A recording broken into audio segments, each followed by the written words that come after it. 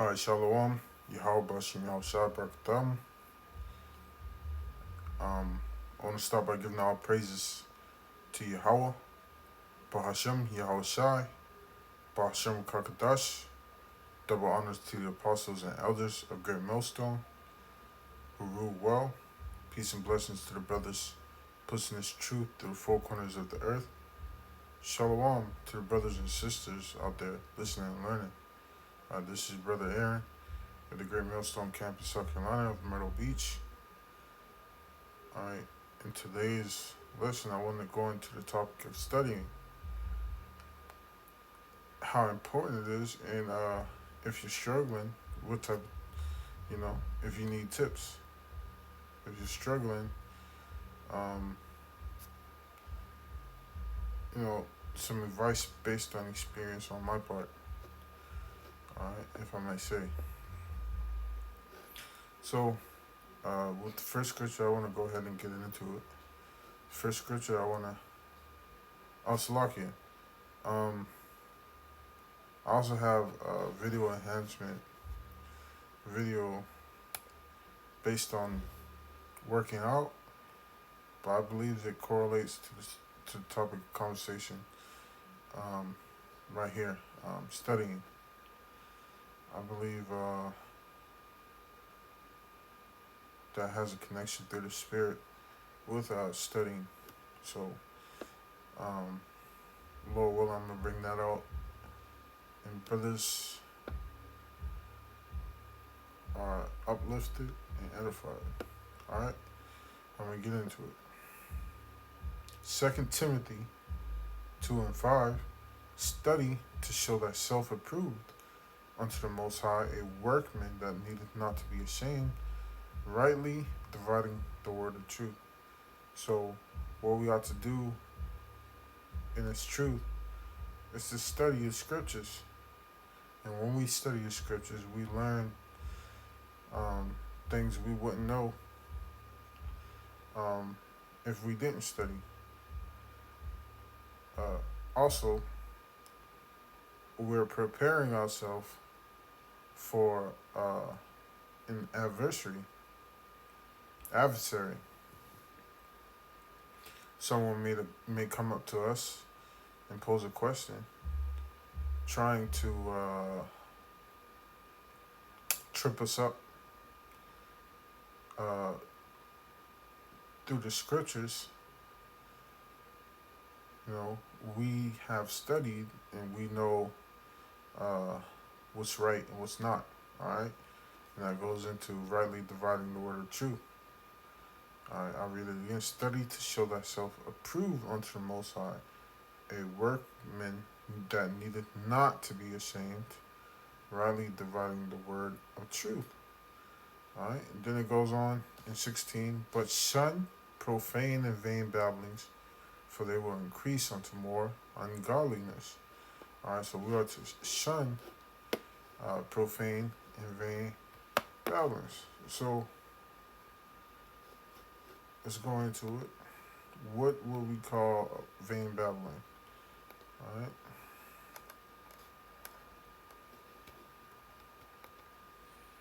All right, Strong's G 2757. All right. Strong's G 2757. Canophonia. Canophonia. All right, and basically when you go down to outline of biblical usage, it's an empty discussion, a vain and useless matters. So there's many topics of conversations that are vain, such as flat Earth, if the Earth is flat or not.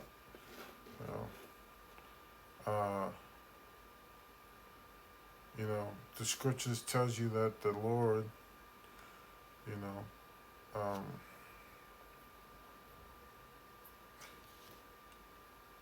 Salaki is leaving me, but he encompassed the earth. Basically, the earth is round because compass. You go into the word compass, it means circular. So I'm paraphrasing. If a brother um, knows that scripture, Lord willing, brother, put it in the comments. But we'll continue on. All right, so we we shun vain, profane, and vain babblings. All right, let's go back.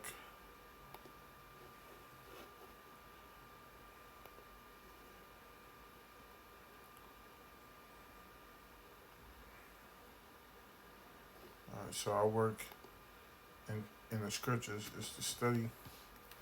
So I want to get I want to define this a little bit more. So I'm going to 1 Timothy 4, and I'll start with 11. All right. These things command and teach. Let no man despise thy youth, but be thou an example of the believers in the word, in conversation, in charity, in spirit, in faith, in purity, till I come. Give attendance to reading, to exhortation, to doctrine. All right, and this is what studying is pertinent to. Study is pertinent to doctrine.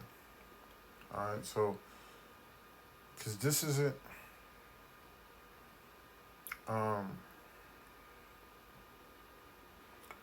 this truth isn't something that brothers just can do off of a whim. You know, you have to really diligently put effort into the scriptures to understand this thing and to seek mastery of the scriptures. You know, because we are the hopeful elect, man, and the hopeful elect, the men of the Lord. These guys understood.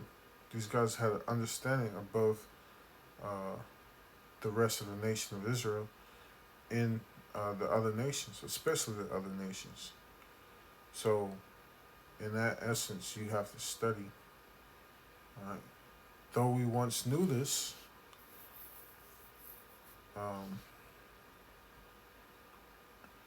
though we once knew this in the spirit, right in the flesh, we are to relearn this. All right. So I'm gonna give an of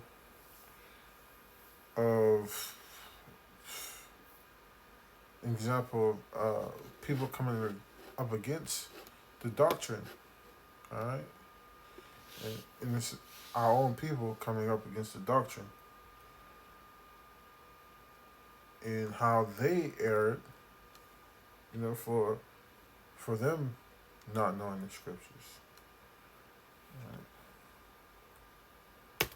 And that's in Matthew. Let's see.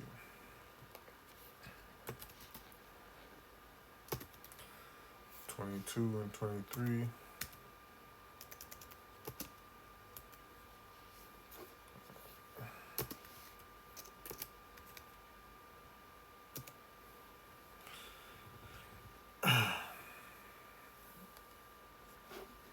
Alright, so here it is.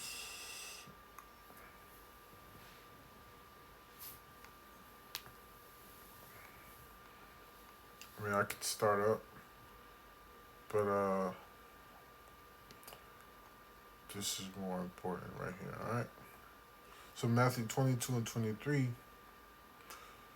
the same day came to him, this is talking about Yahushua, alright, the Sadducees, which say that there is no resurrection, and asked him, saying, Master, Moses said, if a man die having no children, his brother shall marry his wife and raise up seed unto his brother.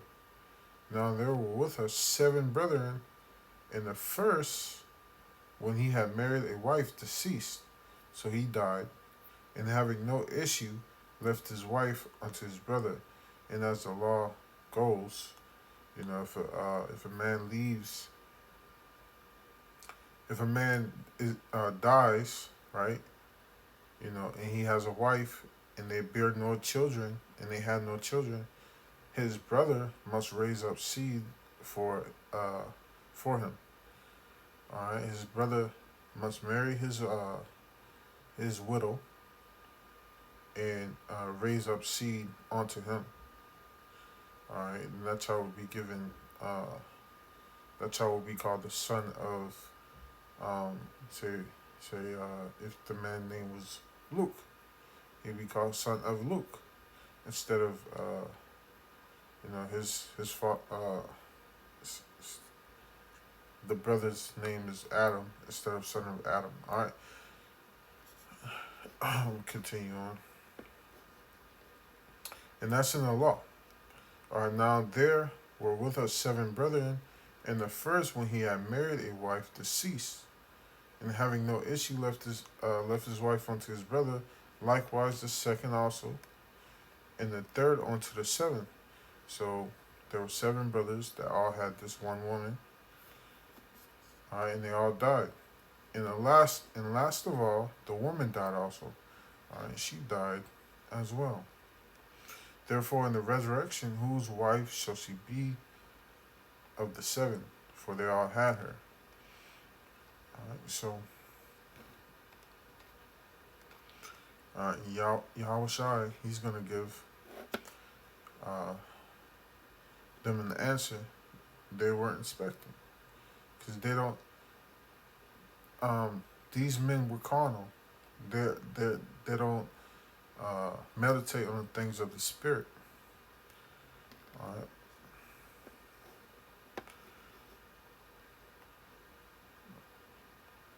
They tried to use this to trip Yahweh Shai up. Instead, you know, they were caught in their own snare.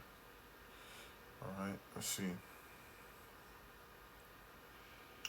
And Yahweh Shai answered and said unto them, Ye do err, not knowing the scriptures, nor the power of the Most High. For in the resurrection they neither marry nor are given in marriage, but are as the angels of the Most High in heaven. But as touching the resurrection of the dead, have ye not read that which was spoken unto you by the Most High, saying, I am the power, God of Abraham, and the God of Isaac, and the God of Jacob? God is not the God of the dead, but of the living. All right? So,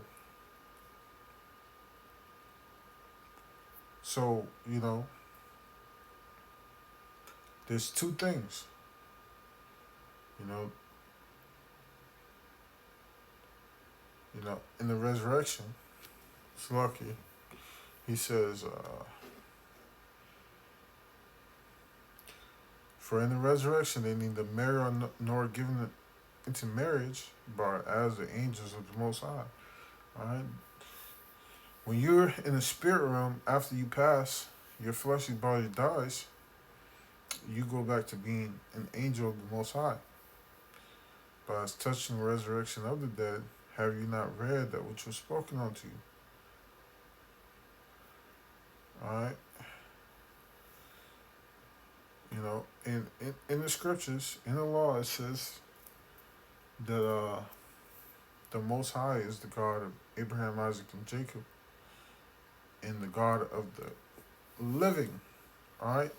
That means these men right now in the spirit realm, they're living. All right. Abraham, Isaac, and Jacob. All right. They're not dead. They're as the angels of the Most High.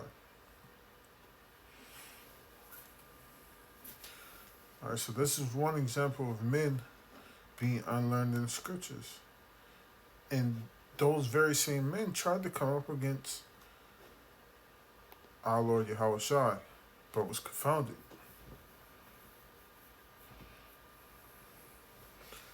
All right. Now,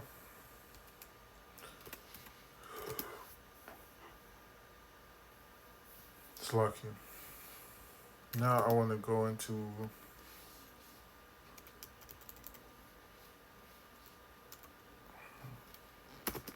situation where men were diligent in the word. Uh,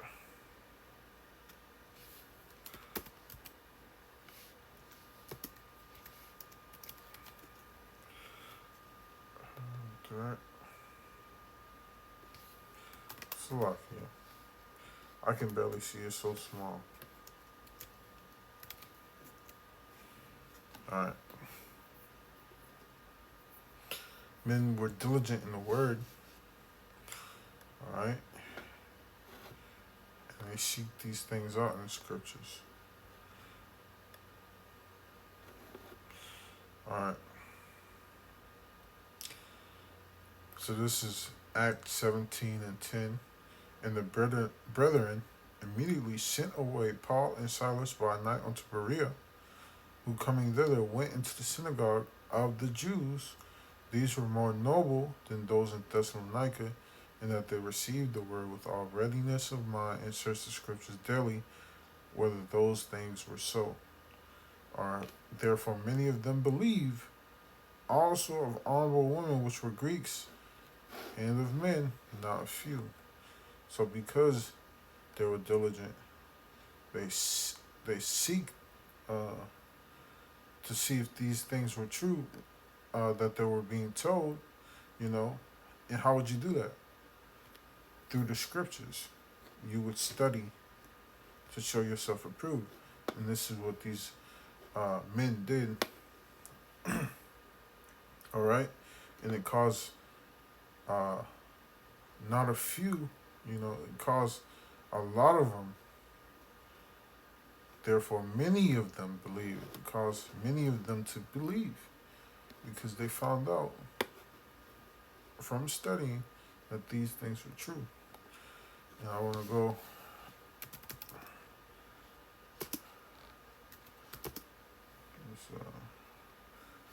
Proverbs 14 and 18.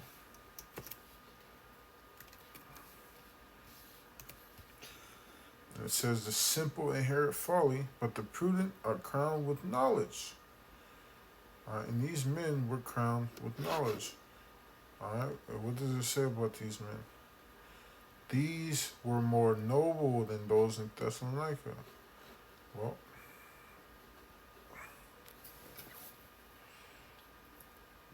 they received the word of Yahweh B'Shem Shai. Alright. Now brothers may see the importance in studying. But brothers may say that they don't have a proper method for studying. Sometimes they struggle when it comes to studying.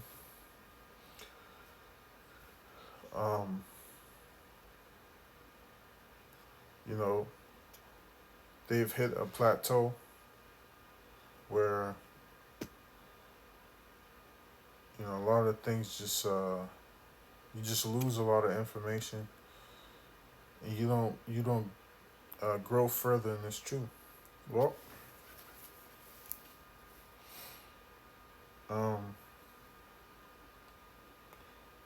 through my experience,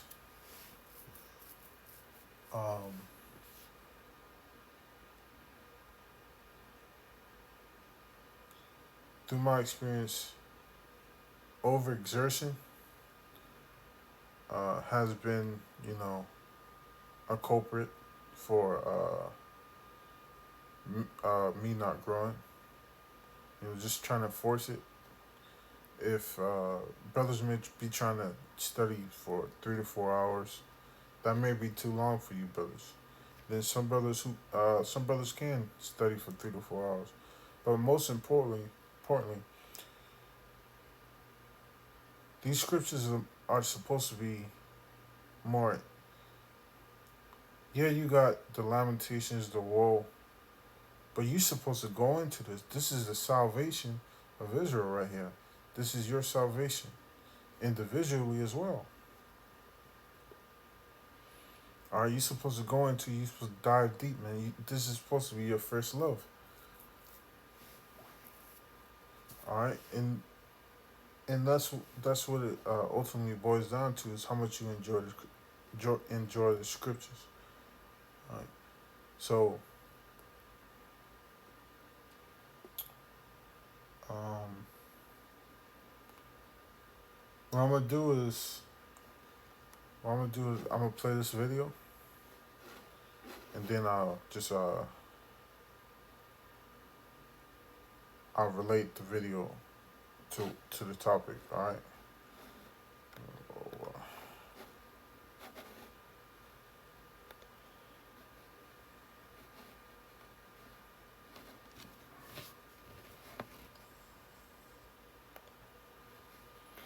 Oh, go ahead, play this.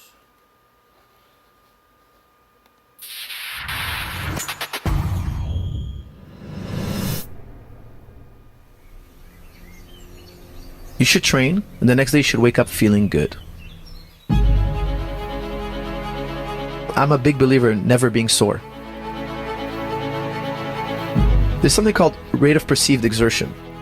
Let's say I make you do pull-ups, and let's say the maximum amount of pull-ups you can do is 10. You couldn't do 11. If I pointed a gun at you, you couldn't do 11. Should I make you do 10 pull-ups on our workout? No. I'm gonna make you do 5. Why? Because I'm setting you up to work the next day. The next day we're going to do 5. And the next day we're going to do another 5. And then we're going to do 6. When 6 is really easy, we're going to do 7. Let's say it's really your max. If you did 10 pull-ups on Monday, you're going to be sore till Thursday. So Thursday you've only done 10 pull-ups. From Monday to Thursday you've only done 10 pull-ups. Me, I've been doing 5 pull-ups every day. So I'm at 20 pull-ups already, 25 pull-ups. I have more volume than you. If you add up at the end of the year who trained more, I've trained way more than you. So let's say I go to jiu-jitsu practice. I'm doing jiu-jitsu every single day, 3 rounds, 5 days a week. That's 15 rounds. You go in twice a week, but you kill yourself. You do 5 rounds each day. You push yourself those last 2 rounds and you burn yourself out. I still did 15. You're at 10. At the end of the year, I've done so much more training than you. So how much training can we pack in the week? That's the real question. How much volume can you expose your athlete to? Exercise can produce energy. So let's say I'm feeling like a 7 out of 10. 10 being I'm really like energized. 1, I was like really lethargic, feeling like I need to lay down. And 7, I'm feeling good. Okay? If I get up and I do a right amount of exercise, the right amount, I can feel like an 8.5. Exercise can give me a tonic effect, like drinking this coffee. So let's say I just do some jumping jacks, I hit the back for a couple of rounds, I'm feeling good. Once you get that high, shut it down. Don't go into the phase where your body's beat up, tight, broken up. Don't redline the body. That's only for training camps, for a small period of time. Why? Because you get a little bit more from the system. But in the long run, you get less. In the long run, you've taxed the system.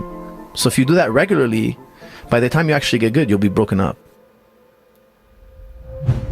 We've all been in a state of flow.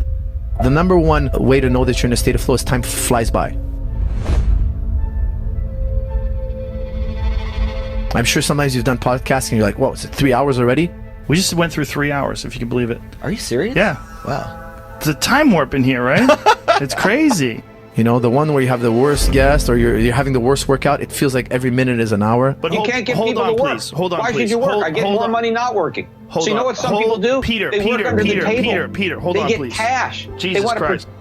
You're not in a state of flow. A state of flow is you're having the right amount of difficulty, but it's not so difficult that you go into stress, and it's not so easy that you're bored. It's the right amount of challenge. As simple as playing like Tetris. If I put you on a level that's too high, you're gonna play for 5 minutes and you'll be like, I'm done. If I put you on a level too easy, you're gonna be like, this is boring. So if the challenge is too high, you'll meet anxiety. If it's too low, you're boredom. When I go in the practice room, I'm trying to create flow. I'm having fun. Training should be addictive. Imagine training was addictive. Everybody would train, everybody would be fit. But people always go into anxiety. They go and they kill, they slam their body. And then I have to convince you to do it again 3 days later, 2 days later. And you're like, dude, the mental energy is going to take me to get there. Training should be a pulling force. It should be pulling you. You want to go training. If you don't want to go training, it's not fun. If it's not fun, you're not going to do a lot of it. And if you're not going to do a lot of it, you're never going to reach mastery. So how do I make it pleasurable? How to make it fun? I have to be in a flow state. And you can get into a flow state in almost anything. But when you're out of that flow state, cut it.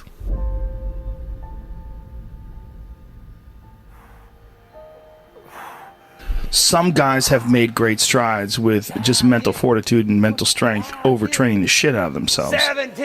They don't know me, son. Get it. 18. They don't know me, son. Get it. 19. They don't know me, son. Yeah. Okay, but can I ask you this? Yes. Could they have been better if Possibly. they used flow? Exactly. Consistency over intensity. Intensity should be done once in a while, because by nature, intensity can only be done once in a while. If you're going hard every day, you're not really going hard every day. You can't go your max every day. There's a cost to going to your max. Can you sprint every single day? The best sprinters in the world, they sprint once or twice a week.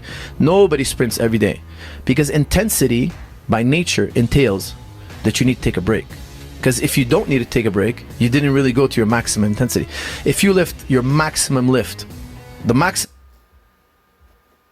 amount of weight you can lift, if you do 2 reps, that wasn't your max. Because if it was, you wouldn't have a second rep in you. I would have to give you a break for you to have a second rep.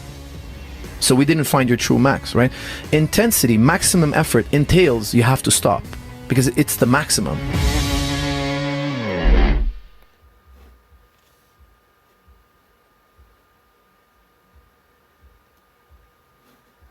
Alright, we'll get back into that video. But what I wanted to do was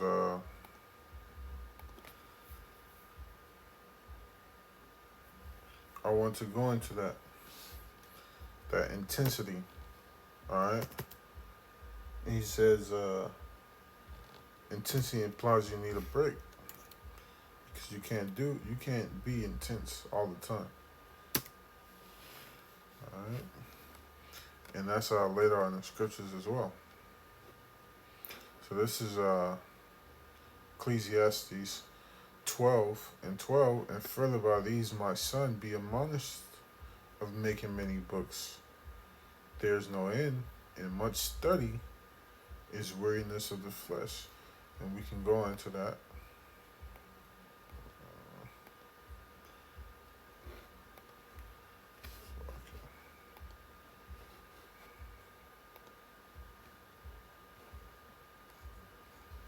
We can go to the word books right now.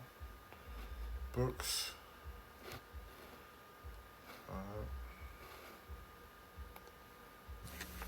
Strong's H 5612. Sefer. Sefer.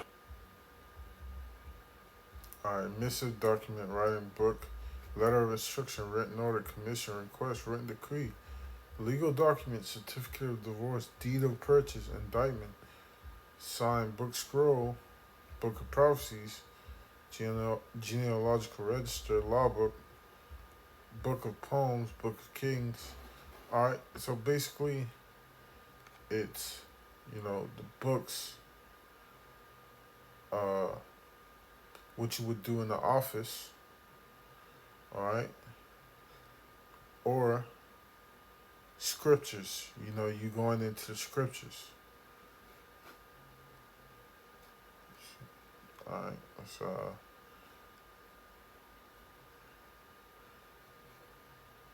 see. Alright, this is the Hebrew Chaldean lexicon. Arab says the art of writing and reading. One acquainted with writing. Alright, something a scribe would do. It's basically the work. You're doing work.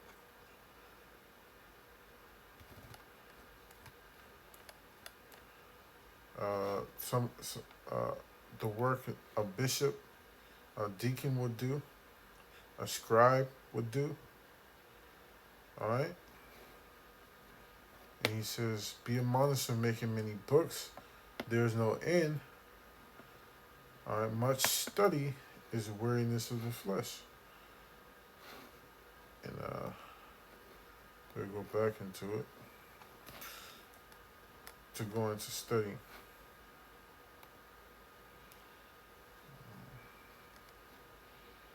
All right, studying, devotion to study. Let's get some more.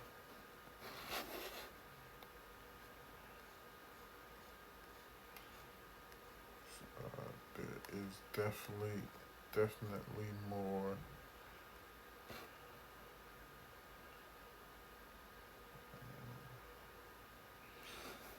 All right, Slovakia. I may have to get it this way.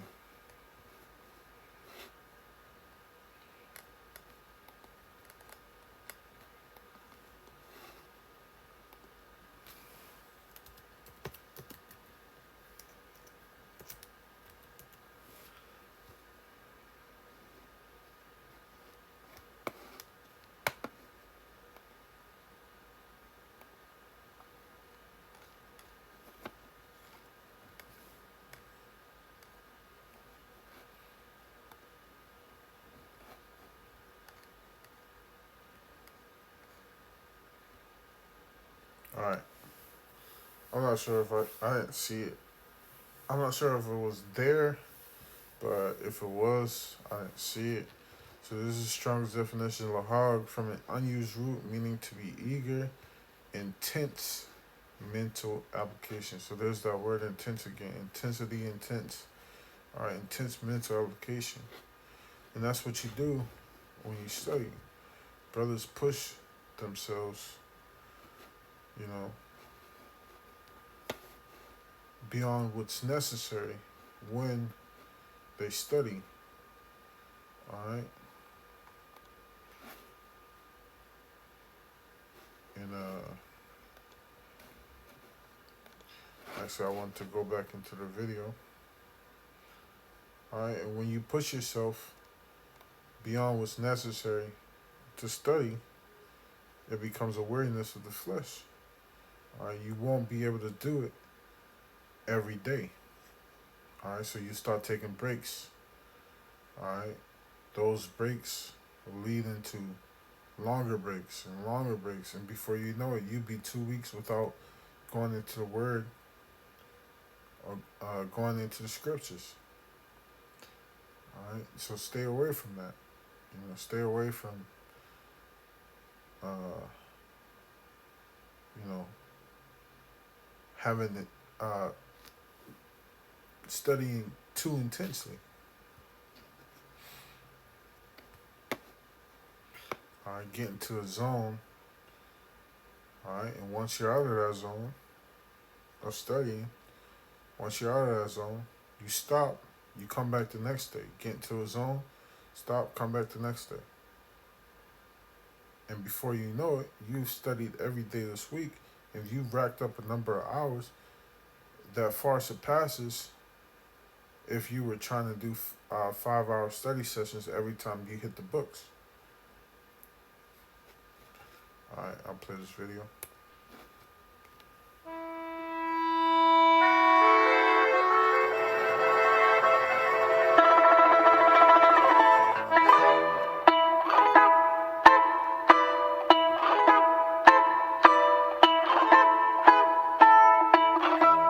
Let me ask you this. Who wins more often, Russians or American wrestlers? Russians.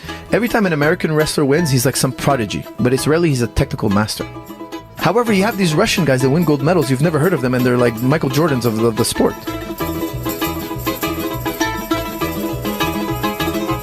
They train long, consistent practices, whereas in America, we do Monday, Wednesday, Friday hard, we kill it, and then you rest Tuesday, Thursday.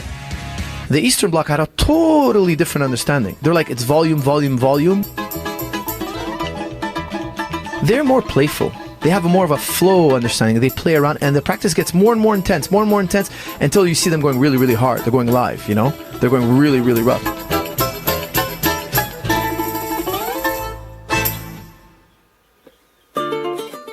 The Cubans are the top boxers. They consistently win gold medals. You ever see Cubans sparring? They're like 50 guys in a room. They're just touch sparring. There's no headgear. There's no mat on the floor. They're literally sparring on concrete. You think they're really trying to drop each other? They're on concrete. Fighting is for fight night. In practice, it's only practice.